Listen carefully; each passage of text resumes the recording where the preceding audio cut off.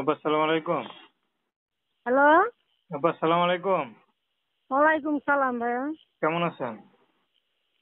আছি, আল্লাহ যেমন আছে তেমনই আছি। আপা আপনার নাম কি? সাথী ভাইয়া। খুব সুন্দর নাম। তো সাথে আপা স্ক্রিনে যে ছবি দেখতে পারতেন সেটাই কি আপনার?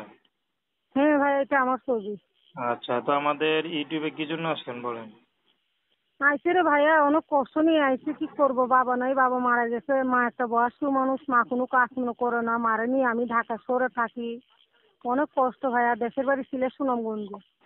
আচ্ছা, তো কি কষ্টে আছেন? কি কষ্ট আছি ভাই, এই যে মনে করো যে একবেলা খাইলে আরেক বেলা না খাই থাকি। তারা বসে দিলে খাই, না দিলে না খাই। সবারই তো একজন জীবন সঙ্গী লাগে।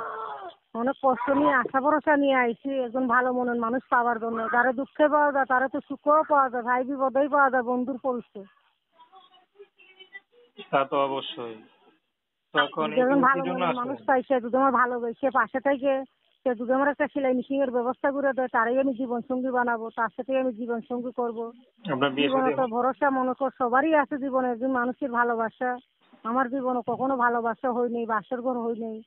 আমি একটু ভালো মনের মানুষ চাইছে, যারা দুঃখে পাওয়া যায় তারা তো সুখও পাওয়া যায় ভাই। যে আমার দুঃখে পাশে দাঁড়াবে তারাই আমি সারাটা জীবন তার পাশে আমি থাকবো, সেও আমার পাশে যেন থাকতে পারে। সে যদি বিবাহিত হয়?